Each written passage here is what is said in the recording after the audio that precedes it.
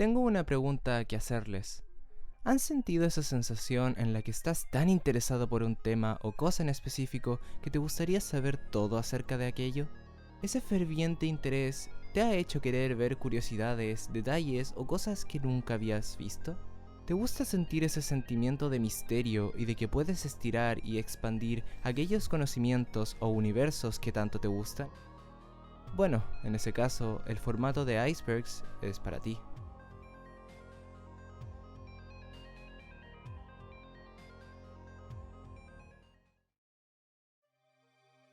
En internet, los icebergs son un formato de imagen que se ha hecho muy popular en este último tiempo. Estas hacen alusión al dicho popular de esto solo es la punta del iceberg, el cual significa que solo se sabe o se ve la parte más conocida de algo mucho más grande que oculta o tiene muchas más cosas por revisar. Tal como sucede en la vida real, la punta del iceberg es la parte más visible, porque es la que sobresale del agua. Pero si te sumerges en ella, verás que la formación es mucho más grande. Volviendo al tema de las imágenes, estas tienen varios datos de un tema o tópico en específico, los cuales van ordenados en niveles de profundidad, de más a menos conocidos. Esto quiere decir que mientras más arriba, los datos entregados serán mucho más conocidos, y a medida de que vamos bajando, los tópicos serán mucho menos conocidos, pasando por rumores y cosas bastante más oscuras. La metáfora de la punta del iceberg y cómo se ordenan queda demasiado bien. Es casi como si fuera algo que haya estado destinado a existir. Curiosamente, pese a que el formato se popularizó en 2020, este ya existía desde antes. Creo que muchos recordarán o se les hará familiar esta imagen por allá del año 2014, en el cual se nos enseñaban los distintos tipos de niveles de la web. Pero para lograr entender por qué se hicieron tan populares, es necesario ponernos en el contexto que se dio para que esto sucediera. Es el año 2020. Estamos en un periodo en el cual la nostalgia ha sido todo un tema de importancia. En internet y en otros lugares surgen modas, las llamadas estéticas, imágenes, videos, series, entre otras cosas que apelan a un sentimiento nostálgico por los tiempos pasados. Tiempos que todos vivimos o que incluso si no llegamos a vivirlos nos traen aquella sensación. La época de los 80, de los 90, de los inicios de los 2000 son los que más se retrataban en el medio. Es en este año también en el que ocurre una catástrofe a nivel global. A SARS-like virus, which has infected hundreds in China, has now reached the United States. La confirmación del Ministerio de Salud del primer caso de coronavirus en nuestro país. Que tenemos ya un caso confirmado de coronavirus. España registra su primer caso de coronavirus. Una pandemia que nos obligó por mucho tiempo a estar totalmente encerrados. El pánico se hizo ver y esa nostalgia en internet se volvió aún más presente al recordar cuando todo era normal antes de la pandemia. Sin embargo, gracias a que vivimos en el nuevo milenio, tenemos la fortuna de que la web y todo lo digital se ha hecho increíblemente más accesible, por lo que seguíamos todos conectados por redes sociales y otros medios. Creadores de contenidos y espectadores ahora estábamos mucho más conectados que nunca, pues a raíz de la situación comenzamos a consumir incluso el doble de todo el material presente en la web que usualmente consumimos. Especialmente en la plataforma de YouTube, pues esta ya estaba consolidada hace mucho tiempo como la número uno en streaming de videos de cualquier tipo, la que más usamos los usuarios. Mientras todo el consumo y demanda del material en la red aumentaba, ocurría otra cosa bastante curiosa. Durante este tiempo, varias compañías de todos los sectores y ámbitos comenzaron a generar bastante polémica. Esto por sus decisiones, actitudes y lo más llamativo, por leaks de información. Para quienes no sepan lo que es un leak, básicamente es cuando la información privada o secreta, ya sea temporal o permanentemente, es filtrada en algún sitio, en este caso, Internet. Y una de las compañías que más sufrió de esto llamó poderosamente la atención por la masividad de un leak enorme. Estamos hablando de Nintendo.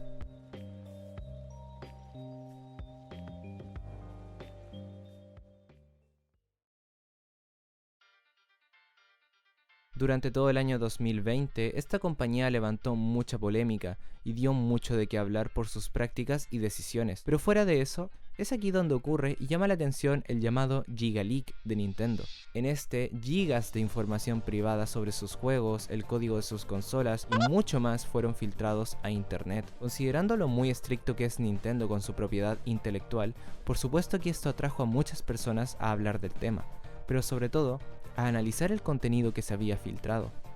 En este punto, los usuarios se dieron cuenta de algo curioso.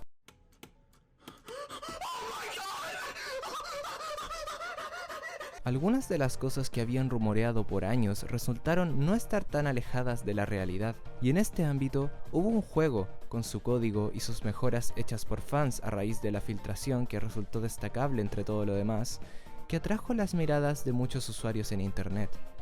Super Mario 64. Así es, el clásico plataformero en 3D del famoso fontanero de la Nintendo 64. ¿Quién no conocía este juego? La mayoría de internautas lo conocen o lo han jugado. Es uno de esos juegos con más importancia de la historia de esta industria, y muchos lo recuerdan con cariño. Este videojuego entonces había resurgido, no solo porque ese mismo año se iba a lanzar una colección de juegos que lo incluía para la consola más nueva de Nintendo, el Nintendo Switch, sino que además por lo interesante que resultaba el leak, pues muchos rumores fueron parcialmente confirmados y gracias al trabajo de los fans, la gente comenzó a reflexionar más acerca del juego, reviviendo así memorias de la infancia y adolescencia. Teníamos todos los factores: el contexto social y pandémico, la masificación de la nostalgia y el uso masivo de los medios para producir este sentimiento. Un leak enorme sobre una compañía y un juego que formó una parte especial en muchos de los internautas. Es aquí cuando la gente comenzó a recordar cosas distintas de Mario 64. Junto a los rumores parcialmente confirmados, surgieron varias visiones sobre este juego, pero sobre todo, de aquellos detalles y cosas que no muchos conocen. Especulaciones, teorías locas y conspirativas, la nostalgia de muchos por ese recuerdo raro y liminal de un videojuego que marcó una era. Es en ese momento que surge, en algún lugar de internet, el iceberg de Mario 64. No vamos a profundizar mucho sobre este iceberg, pues ya hay bastantes videos acerca de él, pero de lo que sí vamos a hablar es de cómo este influyó en internet y sobre todo, cómo se masificó y popularizó el formato. Este iceberg te llena de nostalgia. Es hacer realidad el deseo de muchos cuando éramos niños de expandir ese universo, de que haya más de lo que no hemos visto en aquel juego, fuera de lo que era real, de lo que era inventado, de cualquier cosa. Esta imagen fue el punto de reunión de muchos sentimientos encontrados y recuerdos. Se usó un formato especial y simple para hablar de un tema que estaba siendo muy cotizado, haciendo popular tanto el tópico en sí como el propio formato. De ahí es que comenzaron a salir las variantes y se comenzaron a tratar temas incluso más allá de los videojuegos. El iceberg de Zelda, el iceberg de Sonic, el iceberg del material perdido, entre otras cosas. En este punto ya hay icebergs de lo que sea, pero todo comenzó con Super Mario 64. Pero, ¿qué es lo que hace realmente interesantes a los icebergs? Diría que es una mezcla de factores y depende mucho de, por ejemplo, si es una imagen o un video, si la narración del video es buena, si los datos entregados son realmente de valor, entre muchas otras cosas. Será quizás que son videos de larga duración sobre cosas que nos interesan, perfectos para ver en una tarde libre sin mucho que hacer. Hablando en términos generales, los icebergs juegan con nuestros sentimientos. Así es, lo escucharon bien. Cada vez que nosotros hacemos clic en un video es porque algo sobre él nos llamó la atención. Ya sea el clásico clickbait de siempre donde oh my god, Herobrine a las 3 AM me golpea la puerta y termina mal, o porque genuinamente algo de él nos llama la atención. Diría que es, en definitiva, una romantización del medio.